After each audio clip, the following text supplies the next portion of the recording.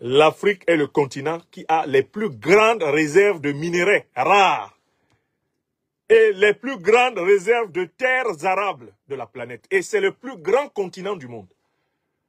Pour tromper le monde sur les Africains et tromper les Africains sur les Africains, les impérialistes occidentaux ont fait une carte géographique de la planète où on a l'impression que le continent africain a la même taille que le continent européen.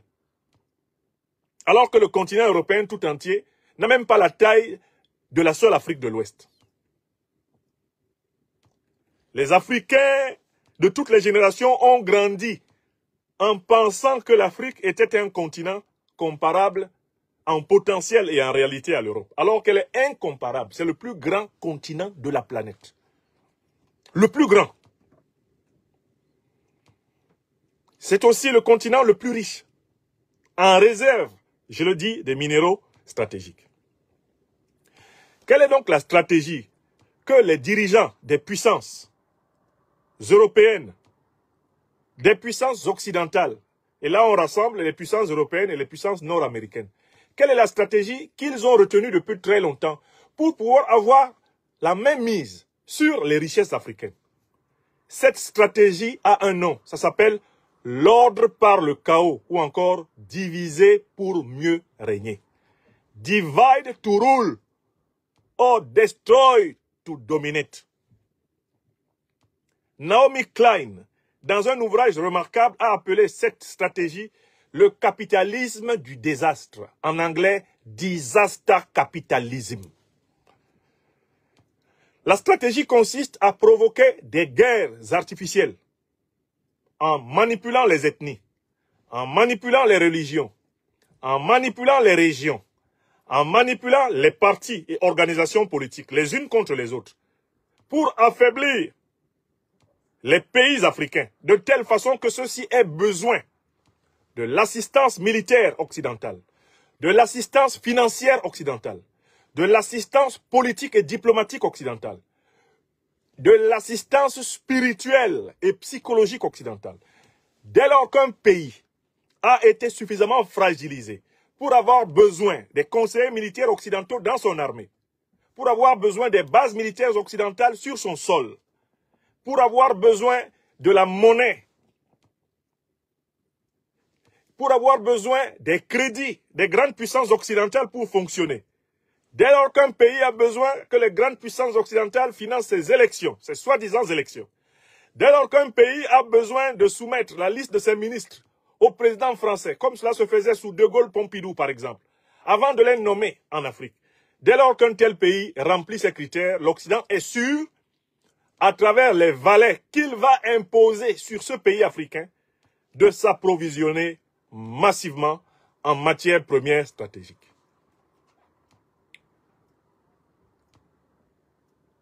Lorsque la coalition militaro-politique occidentale s'est attaquée à la Libye, le prétexte qu'elle évoquait pour le faire, c'était que c'était pour protéger le peuple libyen de la brutalité du dictateur Kadhafi et que c'était pour instaurer une soi-disant démocratie en Libye. Or, le grand scandale Wikileaks, avec le travail remarquable de Julian Assange, a permis de savoir que, en réalité, Hillary Clinton, Barack Obama, Nicolas Sarkozy, David Cameron n'avaient cure de démocratie ni de droits de l'homme du peuple libyen, pour lequel ils n'ont aucune considération personnelle. Les emails officiels de Madame Hillary Clinton, qui sont ici documentés, ces emails ont montré qu'il fallait tuer Kadhafi parce que Kadhafi voulait mettre en place une monnaie africaine souveraine, souchée sur ses réserves d'or et sur le dinar libyen. Kadhafi voulait détrôner la suprématie du dollar, de l'euro et du franc CFA en Afrique. C'est ce qui est écrit dans les emails d'Hillary Clinton avec ses conseillers. Et c'est pour ces raisons que la coalition militaro-politique occidentale a convenu qu'il fallait tuer Kadhafi.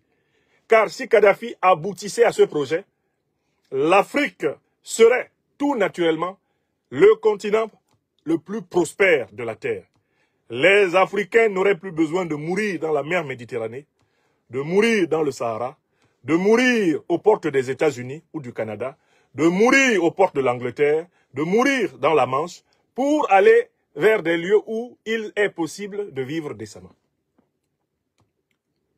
C'est donc pour mettre fin à cela que l'Occident a élaboré une stratégie qu'on appelle donc la stratégie de la guerre hybride. La guerre hybride, qui est une manière de maquiller le divide to rule, diviser pour mieux régner, ou encore le chaos pour imposer l'ordre, a consisté à créer des organisations terroristes déguisées sous un motif religieux. Ces organisations s'appellent Al-Qaïda, créées par les services américains dans les années 80. L'État islamique, créé par l'administration américaine d'Obama et de Clinton dans les années 2000. Les services de l'OTAN, les puissances de l'OTAN, avec leurs alliés au Moyen-Orient, l'Arabie Saoudite, le Qatar notamment, ont donc créé ces organisations terroristes. Officiellement, ces organisations prétendent diffuser la religion musulmane. Mais en réalité, cette prétention, ce prétexte n'est qu'un voile, un cache-sexe. Al-Qaïda est une organisation terroriste qui est créée pour déstabiliser les pays que les Occidentaux veulent économiquement exploiter. L'État islamique est une organisation dont le but est de déstabiliser les pays que les Occidentaux et leurs alliés moyen-orientaux veulent exploiter. Donc, quand ils ont attaqué la Libye, l'OTAN attaquait, l'armée du Qatar était en guerre, elle a attaqué la Libye, et au sol, il y avait les deux principales organisations terroristes, qui sont les alliés de l'OTAN et des alliés de l'OTAN au Moyen-Orient. Al-Qaïda était au sol, l'État islamique était au sol. Dans les airs, il y avait l'OTAN. Avec à la tête de la coalition de l'OTAN, les États-Unis, la France et la Grande-Bretagne. Voilà l'alliance que nous avons appelée du concept de l'impérial terrorisme. L'impérial terrorisme, c'est l'association entre les puissances impérialistes et les groupes terroristes qu'ils ont créés. Ça donne l'impérial terrorisme. Est-ce que c'est clair pour tout le monde? Beaucoup de preuves se sont amoncelées pour prouver que le concept d'impérial terrorisme est un concept scientifique pertinent pour décrire la déstabilisation africaine contemporaine. En dehors des preuves venues des emails de Mme Clinton, nous avons cité dans ce livre que nous continuons à revendiquer comme la plus grande contribution que nous ayons pu apporter à la compréhension de la déstabilisation contemporaine du continent africain. Nous avons documenté d'autres preuves. Par exemple, l'actuel président français, Emmanuel Macron, qui venait d'arriver au pouvoir en 2017, a été interviewé au mois de juin 2017 par le quotidien français Le Figaro. On lui a demandé ce qu'il pensait de l'intervention militaire, illégale, arbitraire, criminelle de l'armée française en Libye. Emmanuel Macron a répondu, nous, il parlait des autorités françaises, nous avons eu tort de faire la guerre contre la Libye, car il en a résulté partout des États sahéliens faillis et des groupes terroristes qui prospèrent. Fin de citation. Emmanuel Macron a explicitement reconnu la responsabilité de la France dans la destruction illégale, arbitraire de la Libye et dans la déstabilisation de l'Afrique subsaharienne et notamment de toute la bande sahélienne. Macron établit par ses propos clairement qu'il y a un lien entre la destruction de la Libye et l'expansion du terrorisme. Et il indique clairement la responsabilité de la France aux côtés des États-Unis, aux côtés de la Grande-Bretagne. On ne peut que s'étonner que plus tard, le président Macron se retrouve parmi ceux qui prétendent que les Africains sont des ingrats. Alors même que lui, quand il venait d'arriver au pouvoir en 2017, il savait que la déstabilisation terroriste que l'Afrique subit aujourd'hui est l'œuvre de l'OTAN, donc aussi de la France. Dans ce livre, nous avons documenté une preuve très intéressante, c'est une conversation entre le ministre russe des Affaires étrangères, Sergueï Lavrov, et le ministre français des Affaires étrangères en 2013, il s'appelait Laurent Fabius. La France se prépare en 2013 à intervenir au Mali pour stopper ce qu'elle appelle abusivement les djihadistes. Comme elle a besoin d'une autorisation du Conseil de sécurité, le ministre français des Affaires étrangères contacte le ministre russe des Affaires étrangères pour lui dire « Nous souhaitons que la Russie ne fasse pas usage de son droit de veto que la Russie ne s'oppose pas à notre intervention pour soutenir l'armée malienne. Nous souhaitons que la Russie ne s'oppose pas à notre intervention pour soutenir l'armée malienne. Voilà ce que dit, eh bien, Fabius, voilà ce que dit Fabius à Lavrov.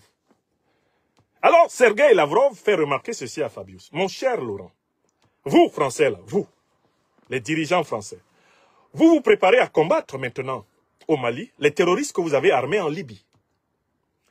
Et la réponse célèbre de Laurent Fabius, qui a fait le tour du monde, y compris grâce à ce livre, est la suivante: c'est la vie. Selon Laurent Fabius, la vie diplomatique, la vie stratégique, géostratégique, géopolitique française consiste à faire semblant d'aider les pays africains à combattre le terrorisme tout en armant les terroristes pour attaquer les Africains. En effet, un chef terroriste réputé comme Iyad Aghali est réputé être un agent des services français. Et il est protégé par eux. Et les actions des terroristes contre l'Alliance des États du Sahel sont amplement couvertes, relayées, valorisées par les médias d'État français. France 24, RFI, TV5, et puis toute la AFP sont les principaux médias qui font connaître l'action des terroristes et qui donnent à cette action une valeur. Bon. Dans ce livre, nous avons documenté une autre preuve. Celle-là, elle est venue directement des services officiels américains.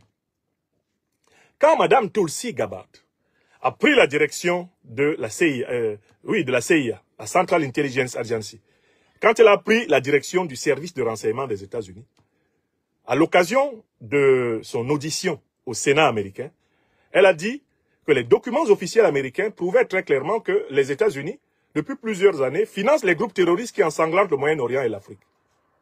Et qu'elle avait personnellement honte que les États-Unis, son pays, financent les groupes qui ont perpétré les attentats du 11 septembre 2001. Voilà ce qu'a dit Mme Tulsi Gabbard devant le Sénat américain. Que les preuves officielles abondent du financement direct du Trésor américain, notamment à travers l'USAID, vers les grands groupes terroristes.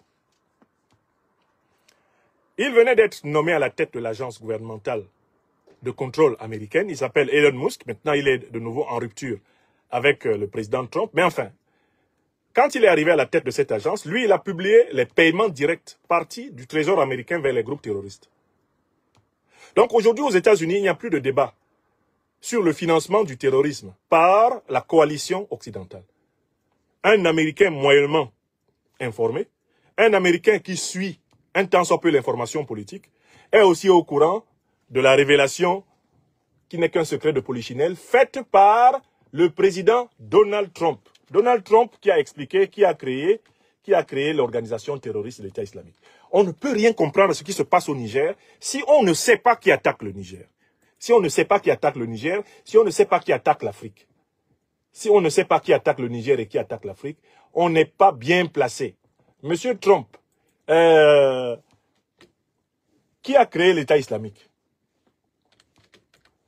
Monsieur Donald Trump, qui a donc créé l'organisation de l'État islamique? C'est-à-dire, en fait, qui attaque aujourd'hui le Niger? Qui attaque aujourd'hui le Sahel? Je vais trouver les propos de monsieur Trump. Hein? Qui a créé l'État islamique? Allons-y, dites toute la vérité, monsieur Trump. Aux États-Unis, Donald Trump ne recule devant rien pour tenter de discréditer son adversaire dans la course à la Maison-Blanche. Distancé dans les sondages, le candidat républicain a affirmé qu'Hillary Clinton, ex-secrétaire d'État entre 2009 et 2013, avait contribué à faire naître l'organisation terroriste État islamique. Il l'a dit lors d'un meeting en Floride. Notre gouvernement est à l'origine du groupe État islamique. Pour moi, le président Obama et Hillary Clinton sont les fondateurs de l'État islamique. En fait, Hillary Clinton pourrait se voir remettre une distinction. Vous savez, comme on dit chez les sportifs, le trophée du meilleur joueur. Eh bien, le groupe État islamique pourrait lui décerner une telle récompense. ISIS will hand her the most valuable player award. L'équipe d'Hillary Clinton a dénoncé les propos de Trump. Donc, l'actuel président américain, Donald Trump, a lui-même publiquement affirmé que l'État islamique, d'ailleurs comme Al-Qaïda, est une création des services américains. Il a clairement accusé l'administration Obama et Clinton d'être à l'origine de la création de cette organisation terroriste. Donc, Nigériennes, Nigériens, Africaines, Africains, vous ne pouvez plus, nous ne pouvons plus nous cacher derrière notre petit doigt. Tous nous devons avoir le courage de dire à l'Alliance occidentale de l'OTAN d'arrêter d'attaquer l'Afrique. Nous devons dire aux États-Unis d'Amérique, à la France, à la Grande-Bretagne, à tous ces pays-là qui sont membres de l'OTAN, vous êtes à l'origine d'Al-Qaïda et de l'État islamique. Il faut que vous arrêtiez de financer les groupes terroristes pour fragiliser l'Afrique afin de continuer à la piller. Tout Africain normaux qui vivent sur cette planète doivent être capables de se tenir devant n'importe quel dirigeant occidental et le lui dire dans les yeux, Ikeremis, en langue bassa, Kaligne Mbale, Ikeremis, dis-lui la vérité dans les yeux. C'est vous qui avez créé Al-Qaïda. C'est vous qui avez créé l'État islamique. Et c'est vous qui prétendez aider les Africains à combattre les organisations terroristes que vous avez créées. Nous vous demandons d'arrêter. Nous vous demandons d'arrêter votre soutien au terrorisme. Nous vous demandons d'arrêter de financer le terrorisme. Nous vous demandons d'arrêter d'utiliser la stratégie de la guerre hybride contre les Africains. Parce que désormais, Boko Haram est un détachement d'Al-Qaïda. Jean-Michel Aoua, Boko Haram c'est un sous-groupe d'Al-Qaïda. Et puis Al-Qaïda et l'État islamique c'est la même organisation. Ils ont les mêmes patrons. Mais on les a créés de telle façon d'organiser entre eux des rivalités pour que les victimes ne sachent pas à qui elles ont affaire. Boko Haram est un détachement d'Al-Qaïda. Tous les petits noms que vous entendez là, tout ça tourne autour. Ils ont les mêmes patrons. Parfois même des conflits, des isanies sont organisés entre eux pour distraire l'opinion. Mais les deux principales organisations terroristes sont une émanation des services occidentaux. C'est une information scientifique. Personne ne peut me porter avec efficacité plainte sur ce chapitre. Mais j'ai publié mon livre. Il se diffuse partout dans le monde. En milliers d'exemplaires, n'est-ce pas? Vous avez entendu quelqu'un dire que je l'ai calomnié? Puisque je n'ai cité que les preuves occidentales. Je n'ai cité que les preuves officielles.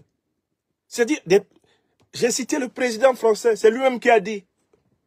Nous avons saccagé la Libye, nous avons saccagé le Sahel. Nous avons provoqué la faillite des États sahéliens. Quand le président français le dit, qui peut le contredire? Quand le président américain dit, c'est les États-Unis d'Amérique, sous la responsabilité de mon prédécesseur Obama, qui ont créé l'organisation de l'État islamique. Qui es-tu pour venir te tenir devant moi et me dire que je diffame les États-Unis? Je cite Donald Trump. Je cite Tulsi Gabbard. Tulsi Gabbard, elle cite les documents déclassifiés de la CIA. Elon Musk, lui a publié les paiements directs aux organisations terroristes. De nombreux sénateurs, parlementaires américains ont publié. Qui peut contredire des faits qui sont documentés officiellement par les pays d'où viennent les coupables politiques? Parce que c'est le principal problème que nous avons aujourd'hui en Afrique, c'est que nous ne sommes pas une majorité à avoir le courage de la vérité. Si la majorité des dirigeants africains avaient le courage du président Goïta, du président Traoré, du président Tiani, l'Afrique serait immédiatement libérée. Le problème que nous avons en Afrique, c'est que tous les dirigeants africains savent très bien que c'est la coalition occidentale qui nous attaque. Alassane Ouattara le sait, il est complice. Diomaye Faye le sait, il est complice, mais il ne peut pas le dire en face. Paul Biya au Cameroun le sait, il est complice, il ne peut pas le dire en face. Abdelmajid Tebboune le sait, il est complice, il ne peut pas le dire en face. El Ghazouani Macher en Mauritanie, il le sait, il est complice, il ne peut pas le dire en face. Oligui Nguema le sait, il est complice, il ne peut pas le dire en face. Il faut que vous sachiez que Tinubu sait exactement qui attaque le Nigeria. Mais comme il est complice des assaillants contre son propre pays, il ne peut pas le dire en face. Patrice Talon sait qui attaque le Bénin. Comme il est complice de ceux qui attaquent le Bénin, il ne peut pas dire en face. Le Bénin est attaqué par la coalition de l'OTAN, dont je suis moi-même complice. Kagame est complice. C'est pour ça qu'il ne peut pas dire en face, c'est l'Occident qui alimente le terrorisme en Afrique, puisque lui-même est un agent terroriste de l'Occident. Quand vous voyez Tshisekedi qui mange la bouche à gauche et à droite, qui se lève pour aller aux États-Unis négocier, il sait très bien que ce sont les États-Unis, la Grande-Bretagne, les puissances occidentales qui sont derrière Kagame et Museveni pour attaquer la République démocratique du Congo. Il le sait. Mais comme lui-même est leur complice, le complice, c'est-à-dire de cette puissance impérialiste, il ne peut pas parler clairement. Voilà la vérité. Mais on ne peut pas commencer une lutte terroriste efficace en Afrique, une lutte antiterroriste efficace en Afrique, si nous ne tombons pas d'abord d'accord sur la nature de l'ennemi qui nous attaque. Nous ne sommes pas attaqués par des groupes religieux. Ce ne sont pas des groupes religieux. Les terroristes africains sont des mercenaires de l'impérialisme. C'est ce qu'ils sont. Et tant que vous ne l'avez pas compris, tant que vous n'avez pas accepté cette vérité-là, hein, un dirigeant comme le président togolais Faure Gnassingbé, il le sait, mais il ne le dit pas clairement. Il parle à demi-mot. Parce qu'il veut gagner sur tous les tableaux. Il veut s'entendre avec l'AES et il veut s'entendre avec l'OTAN. Tu ne peux pas t'entendre avec l'AES et avec l'OTAN en même temps. Parce que c'est l'OTAN qui est derrière l'attaque contre l'AES. Tu ne peux pas être ami de l'AES et de l'OTAN. C'est pas possible. L'AES se bat pour que l'Afrique soit souveraine. Donc, tu ne peux pas avoir des officiers de l'OTAN à l'intérieur de l'armée togolaise et dire sérieusement au peuple de l'Alliance des États du Sahel que toi tu combats les terroristes qui sont armés par l'OTAN. Oui. Et c'est ce courage de la vérité qu'on doit donner aux peuples africains. Et on ne doit laisser diriger nos républiques que par des gens courageux. Dans mon pays natal, il y a des gens qui disent qu'ils sont opposants, ils veulent gouverner le Cameroun. Mais comment quelqu'un peut vouloir gouverner le Cameroun alors qu'il est incapable de dire son fait aux ennemis du Cameroun? Comment vas-tu rassembler largement ton peuple si tu n'as pas le courage de la vérité? Si tu ne peux pas porter la parole de vérité et de justice de ton peuple? Alors certains mettent ça derrière des histoires du genre « Non, c'est l'intelligence. On ne peut pas tout dire tout de suite. » Non, ce n'est pas l'intelligence. C'est la lâcheté. Pour gouverner un peuple, il faut lui tenir un langage de vérité. N'oubliez pas de vous abonner et d'activer la cloche de notification pour rester informé de nos prochaines vidéos. Restez à l'écoute pour les développements passionnants à venir.